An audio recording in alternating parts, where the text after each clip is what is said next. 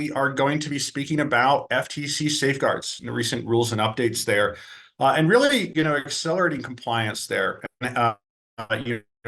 for your partners, for your clients, things of that nature, and organizations there within this revised rule, and how to really start to address these. So I am Andrew Scott. I am one of our security solutions advisors and strategic account managers here at Todyl. Been in the cyber or intelligence space for about a little over a decade now. Have run security operations centers for big organizations like IBM. Been a cyber solutions architect and really an executive security advisor for many other organizations, as well as put hands on technology and built SOCs and security tooling there. So really excited to share what we're going to be talking about today with everyone. What we're going to run through here is the high level. What are the FTC safeguards? What is this that we're talking about? Really, the safeguard rule elements and why they matter for folks. On the line here and the MSP partners and those end user organizations, the FTC safeguard rules, the high level controls, what is contained, what do you have to be able to meet as part of this, and what is it that ultimately, the respective industry clients are expecting and needing to meet as well. Specifically then how to comply, but what happens if you don't, right? There's obviously penalties and consequences for some of this. And so being mindful of just simply that reality is what we're going to also dive into. And then, we're going to outline really quickly how Todyl can help support, FTC safeguards compliance, and then we'll open up for Q&A. Outstanding. Okay, so to start out, what is the FTC safeguards, rule? So really the revised rule of 2023, this was released originally back in about 2021 in October, that it had announced, FTC would announce changes there to really strengthen the data security capabilities and requirements of financial institutions, and really that they need to be able to put these capabilities in place to protect that information, that they're holding and so forth. Okay, so the revised rule of 2023 really extended these requirements out to some of the industry verticals, as you see listed on the right, and requires now that financial institutions within these verticals develop, implement, and maintain an information security program with various different administrative, technical, and physical safeguards to protect that information. All right. So, however, in usual government fashion, these requirements really haven't been, evangelized as well as they could by the government. So many organizations, right, that we come across, or in general, may not be aware, right, that they need to comply, what the requirements really are.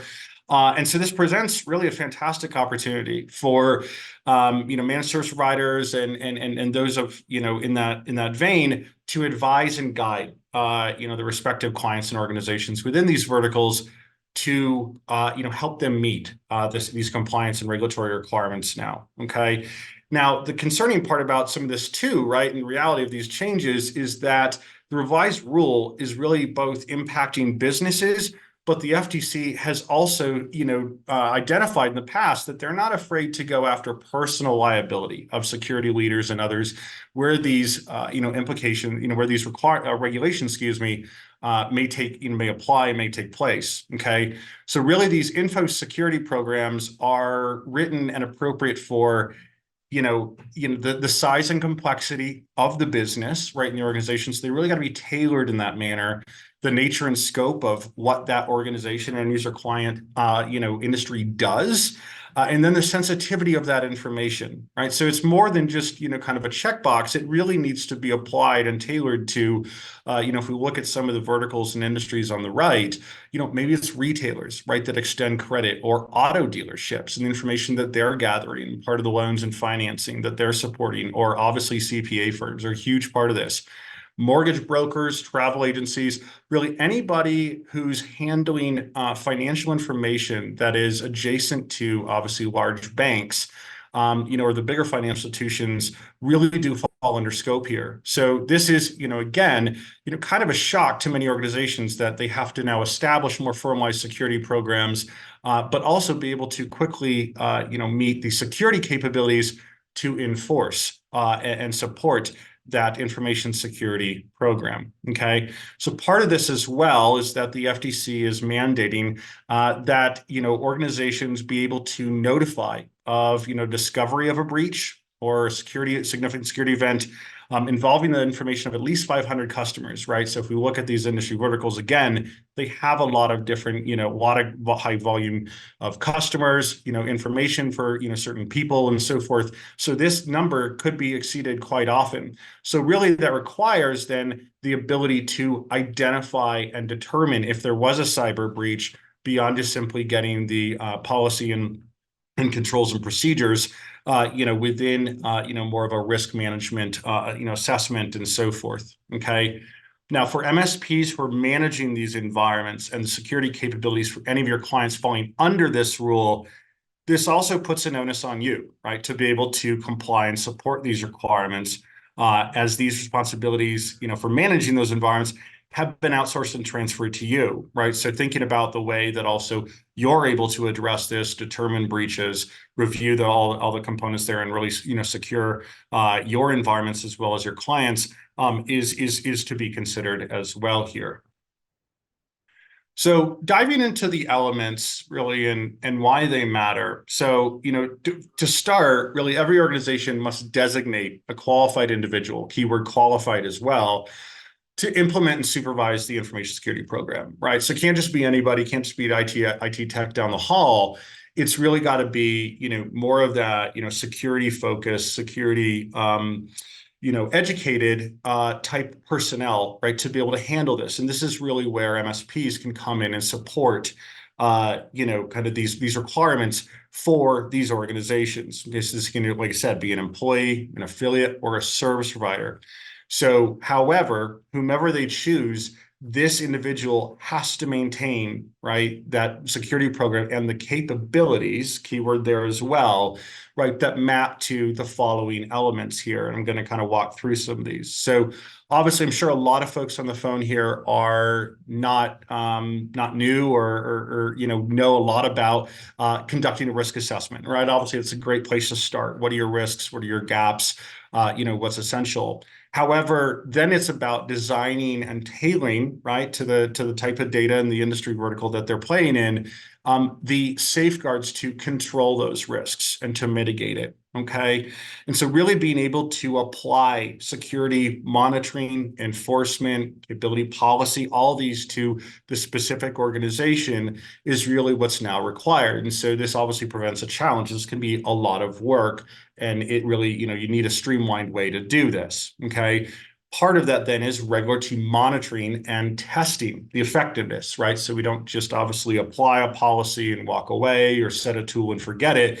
It's got to continually be refined as the end user client business grows or evolves, right? Those controls and safeguards also need to be adapted, right? So that comes with training staff to be able to understand, security implications, right? Be able to address cyber threats and things of that nature, as well as, right, third-party risk, right, and considering monitoring service providers. So now everyone's got a lot of SaaS and cloud application and cloud environments and other vendors and outsourced components that help them run day-to-day business. It's about being able to gain that visibility into, monitoring those providers, making sure that, there's nothing anomalous coming in from there, and really, again, locking down the environment.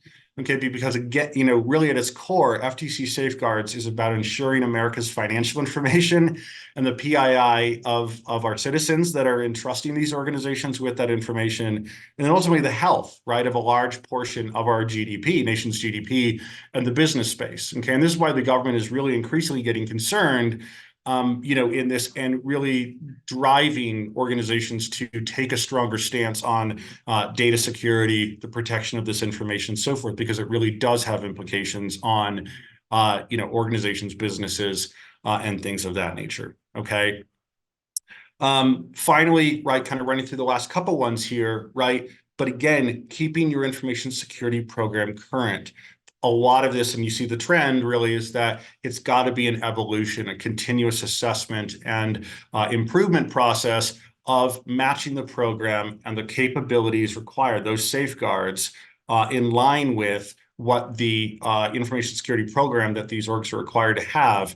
and been able to continually tweak and tune that, right? Because they're ultimately, if they're ever audited, they got to show that they are meeting the new requirements. And so as MSPs, right, being able to kind of grow and consult and advise, those organizations on the tweaks and controls, tweaks to certain controls and the safeguards as they evolve is really, really critical, right? So being able to match that technology and those approaches with them, right, to ultimately manage business risk. Okay, there needs to be create a written incident response plan. Obviously, this is incredibly important. However, incident response also requires, can you do incident response? Can you detect a breach, right, and be able to report that? And so this really does also then require, hey, how are we addressing security operations and incident response capabilities? How are we, monitoring these alerts and being able to, triage and analyze them, and then be able to respond quickly so that there isn't a major security event, right? So, obviously this is where organizations like Todyl, but others, right, being able to, leverage those security technologies and those services to be able to help you meet your, these incident response requirements becomes critical. You can't just have a plan. You got to be able to use the plan and then regularly test that plan as you see above it. Okay. And finally, that qualified individual or MSP, right, in that case, potentially for many folks on the line here, would need to be able to report the effectiveness of this program to that board of directors of the end user client organization, right, to broadcast and share the continuous effectiveness and improvement of the program. So kind of diving into the high level controls here, right, and kind of different components. On the left-hand side, we see the safeguard controls listed out, and then I've also outlined, really the applicable capability of some of these, security components and requirements, to be able to assess, hey, what do I have? What is missing? What do I need to be able to do? So to start with, really implementing and periodically reviewing, right, these access controls. Okay, so this is really where, access around, the wide area network or, applications as well as the local networks, right? Being able to apply that with technology and security components, whether it's, firewalls or secure, application, capabilities and so forth, but also developing those policies and procedures, right? To be able to document and establish, formalized, user access rights and authentication mechanisms, and how are we going to verify or enforce MFA and things of that nature to gain access to certain information or certain areas of a network, okay? Fundamentally as well, then know what you have and where you have it, right? This is basic inventorying, right? CS controls 1 and 2, but being able to establish policy and procedure around data and asset inventories in those lists is incredibly important. We have to know where the sensitive data that's handled is, where it's stored, where it's going, who's using it. And so also then be able to monitor, right? Continually monitor those safeguards and assess them, leveraging a SIM, right? Security Information Event Management capability, really, pulling all the data in to understand, hey, what assets do I have? Who's interacting with them? Is there anything anomalous going on? We'll be able to identify potentially new assets or activity in the environment to validate, potential, let's say, insider risk, right? Intentional or not. But do people have access to this information that they shouldn't, right? And been able to continue to improve and tweak those controls to make sure that they don't have access anymore or apply that by policy, right? Encrypting customer information on your system as well as when it's in transit, right? So protecting the data wherever it's moving. And so this is where using something like, SASE or Secure Access Service Edge or, kind of traffic encryption for any data in transit is important, but also then host-based encryption, right, on workstations and servers, or really any assets that are critical to holding this sensitive information and financial info that may be, protected. Okay. Maintaining awareness, right, of your applications and connections, right, an increasingly sort of distributed and outsourced and joined world, right, that we have between providers and companies and different technology vendors of all kinds. It really is a difficult, for many organizations to analyze that on a one-by-one basis or to find a quick way to do that. So utilizing a SIM, right, to pull all the data in, be able to use that machine capability to analyze and provide alerting and context about what applications are connecting, what assets are, kind of communicating together or users in that manner. Where's the data going, right? That really becomes critical, because that could, if it's going somewhere it shouldn't be, that could constitute, right, a potential security breach, right, of which then a report would have to be made, and then there's obviously all the implications that come after that. Also then really using this manner, but getting that software inventory list, especially understanding who your software providers are, who your application and kind of vendors are, right? And then where sensitive data is held in each of those, and then applying the granular controls by severity to each of them that can really help kind of guide, by focusing on the data, guide kind of the different controls and severity of the postures or significance of the postures that you'll have to apply. Okay, so really thinking about the data in that manner can make this a lot more streamlined and easier. Implementing MFA, right? And second, it's kind of really part and parcel of everything going on these days. I think a lot of us are now used to this, right? And kind of having to do it, but being able to enforce this and really ensure that it's part of the talk track of users gaining access to only information that they need to do their jobs, reinforcing that and kind of fighting back against the trend of stolen and leaked credentials being utilized to gain access to financial organizations by cyber criminals and others, being able to really start to restrict that, taking a look at the users and kind of who has access and so forth, and being able to kind of apply countermeasures there is incredibly important, right? To again, think about the interaction between users and data. Disposing of customer information securely, right? So this really requires a data destruction policy. Where is the data, held and so forth. But, thinking about how to be able to, develop those policies and procedures to lay out those best practices, is important. And then anticipating and evaluating changes, right? I mentioned it's an ongoing process, right? Not just a one-time event, but leveraging really something that streamlines all of this, all-in-one security, kind of networking capabilities to be able to adjust, right? And kind of adapt instead of having to manually implement this becomes critical, okay? And then finally, maintaining a log of authorized users' activity and keeping an eye out for unauthorized access. Again, right, you see the trend. It's about users, access to data, and kind of how they get to it. Really, those zero trust fundamentals that are becoming more and more common in regulatory frameworks and kind of security concepts. But this is where a SIM, right, kind of tying it in with identity access management capabilities or authentication mechanisms like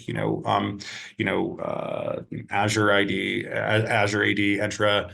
MFA, tying all the identity components in becomes critical, okay?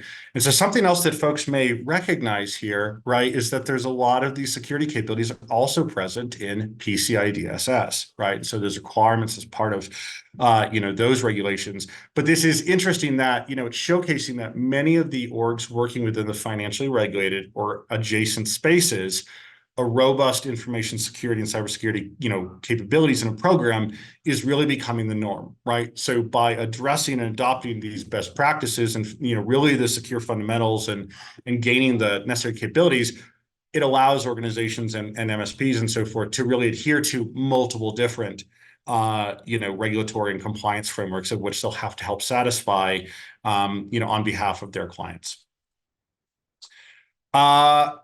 You want to comply. Well, how about if you don't, right? Is there, risk versus reward? How severe is this? Is this super important for me to do? How much can I shove off, right? Potentially, if you wanted to. So really looking at the consequences here, unfortunately, but recent government enforcement, right, has shown that the FTC will not hesitate to enforce these rules, right? We've seen it kind of obviously a lot of the, kind of highlighting of targeting, CISOs and their lack of, kind of structure and security programs at big organizations, but also the case that we see here lined out on the right-hand side of the screen, right? Recently the FTC took action against the Drizzly, right, the beverage delivery service that's part of Uber, and its CEO, James Reyes, for security failures. Really, they did not have a good, solid, security program that unfortunately resulted in the exposure of data of 2.5 million customers. So they actually went after him himself, not just Drizzly or Uber, right? But they also named him. That then they really enforced and mandated certain security program capabilities and requirements be established wherever he goes as a business leader. And while this is separated a very large organization, it highlights that the government is really not shy about protecting the financial and sensitive information of that powers our economy, our citizens and so forth. And so those penalties and consequences can be incredibly severe, right?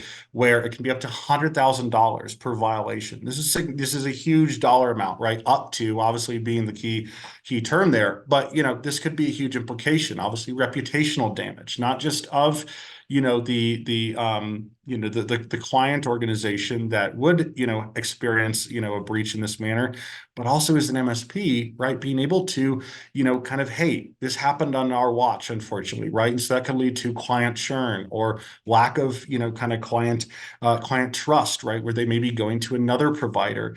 And so this could result in lawsuits or litigation or mandatory improvements like we see referenced on the right hand side, where there's increasing costs there, and things that would have to be done. And so really kind of being mindful, right, of, hey, this is a shared responsibility as well. While a client, may ultimately be having to be held to this, as MSPs, it's really, really important to also be able to understand that this has been sort of transferred or outsourced also to you, depending on the model that you work with your clients on. So being, aware of the consequences, as harsh as it may seem, really is also, I think it presents a unique opportunity, right? In the sense that, increasing regulations are providing this opportunity for many MSPs to really increase the maturity and scope of your services, be able to reach new markets, be able to help guide and continue to develop trust with your clients, right? And kind of those who are looking to you to support these functions.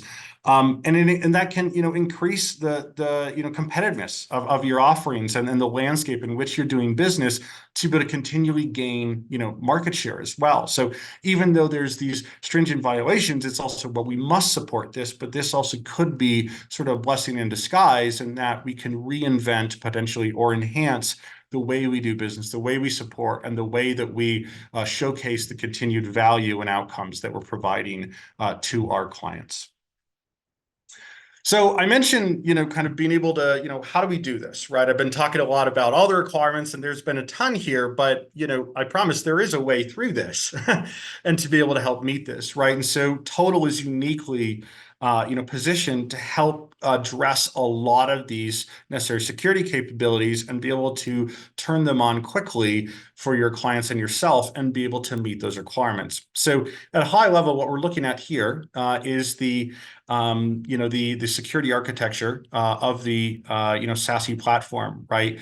So to start with, right, we've got our SASE and zero trust networking capability up top, our network and identity security component that's really able to help shield an organization, be able to manage that secure monitoring on the network level, as well as the identity components, and enforcing those user requirements, okay, and being able to securely manage and connect with various vendor platforms, as I mentioned, right, or cloud environments, or the different where the data is going.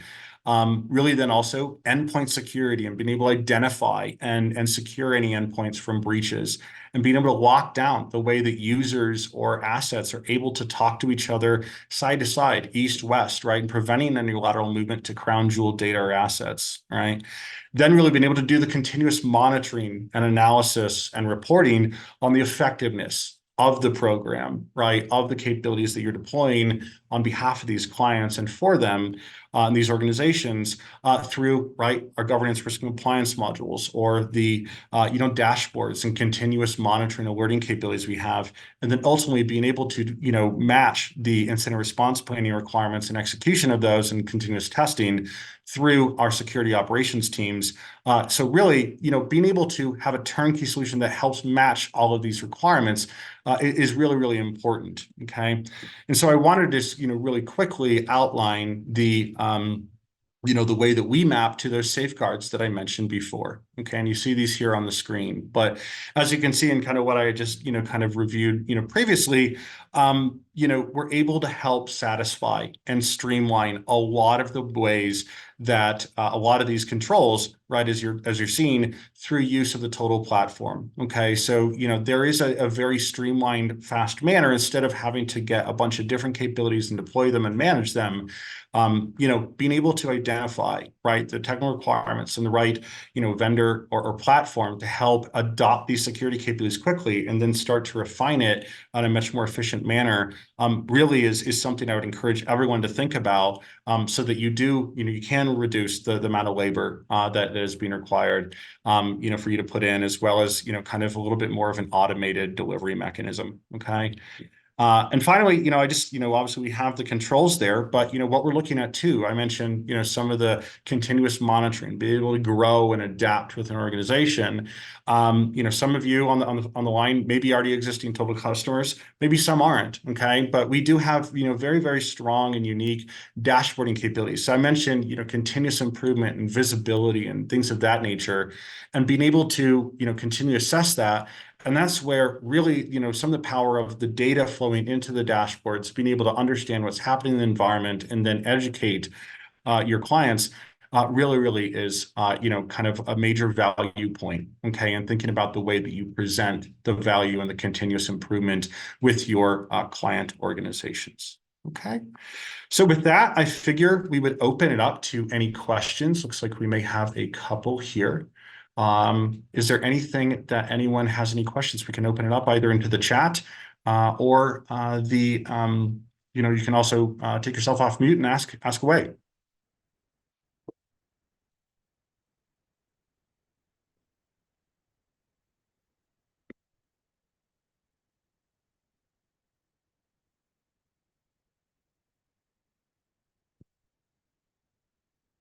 We didn't shock anyone too badly here or scare anyone away. I guess are folks pretty familiar with this or addressing these, already, as part of your efforts with your organizations and your clients?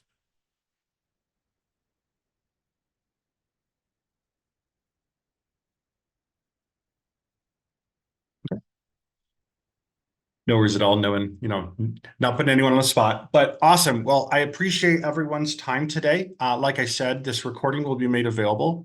Oh, sorry. No options to unmute. Let me see about that. Apologize, folks.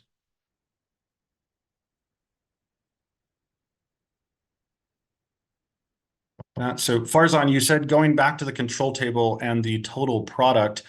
Did you want me to go back and flip to that? Sorry, I guess the mute function isn't going. Yeah, absolutely. Let me back up for us. Yeah, I'll walk through the product line, how to address those.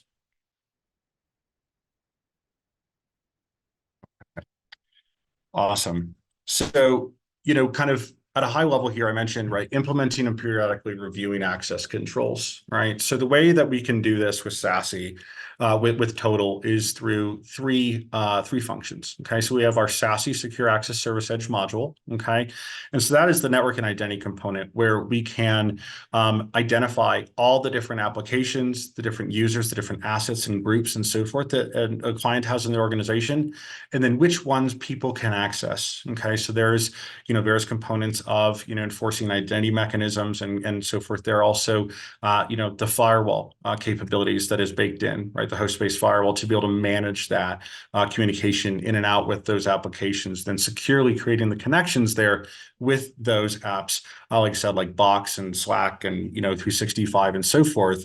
SASE creates a secure tunnel, right, with those applications there, and anything really need to be connected. So we can manage that at a user level as well as the network level. LAN zero trust that we have is that east-west traffic. So when deployed, it's really able to start, kind of severs any communication with those controlled assets that organizations may have, and then you can allow access by exception, right? So we're denying by default, allowing by exception, and we can, really kind of tailor that, when approaching it by either a network and a certain asset, kind of network access level, as well as what users should have access to these. Okay.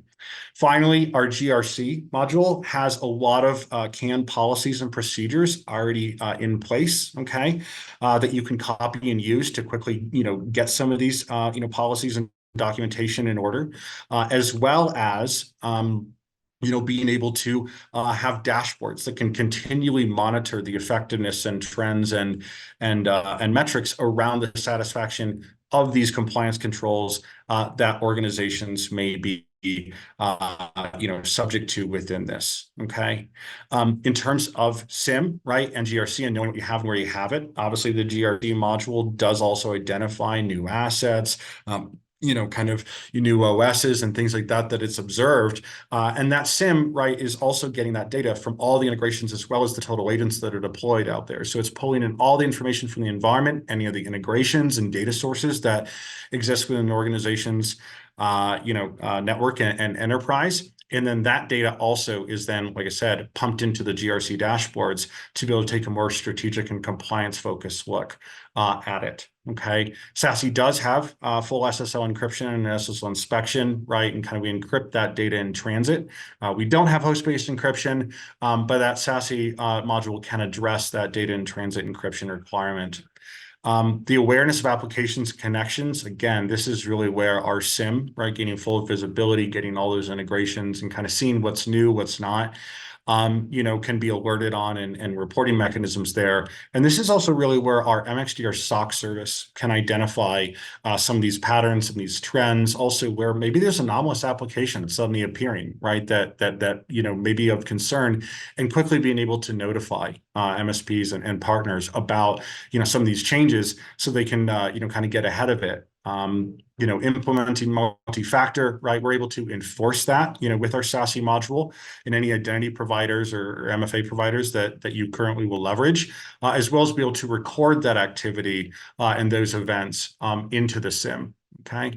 GRC for data destruction, right? We do have a data destruction policy in the GRC module. So you can quickly take that, copy it out, utilize it, tweak it as you need, but rather than having to rewrite policies, we can apply those.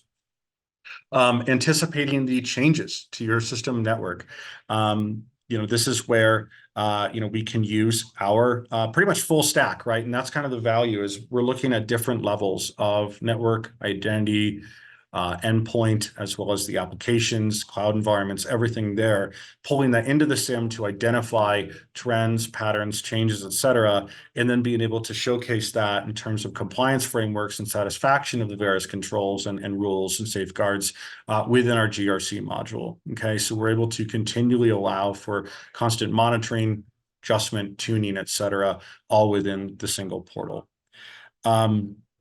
Then obviously maintaining a log of users' activity, really should have user logs bare minimum right alongside everything else coming into the SIM. We have a native cloud-to-cloud integration with Microsoft O365 as well as many others, right? So the ability to pull in all different data types and the logging required, and then identify through correlation, rules and monitoring and the analysis of those of who's trying to access stuff that they really shouldn't be. Why are they, kind of trying to navigate there? This is anomalous, right? And so this is where a SOC team can really take a lot of that granular review off of the plates of providers. So Farzan, that was a long-winded explanation, but I hope that helps. Absolutely feel free to reach out to us.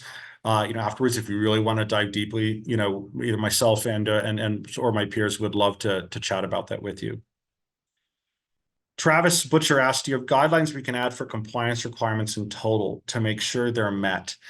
So we have, again, this is really kind of what's unique about Todyl and our GRC modules. We have a self-assessment capability within it to be able to look at, kind of based upon what you do, right, or what that client does as an organization in a business vertical, where they do business, the different data types they handle, right, kind of all those components, and being able to, identify all the regulatory compliance requirements or data privacy laws that they have to adhere to, okay? And so then, right, in our compliance dashboards, we are able to, kind of prioritize and focus on certain controls, certain control families, things like that, and be able to get the evidence from the SIM to be able to identify, how they're doing, areas of opportunity for improvement, tweaking, et cetera. So really it's about being able to utilize our GRC module and the self-assessment component, and then using our operational security, capabilities of the SIM, EDR, SASE, LAN Zero Trust, and all the, integrations and data sources to provide that information into the dashboard to be able to continually assess the posture and health of the program.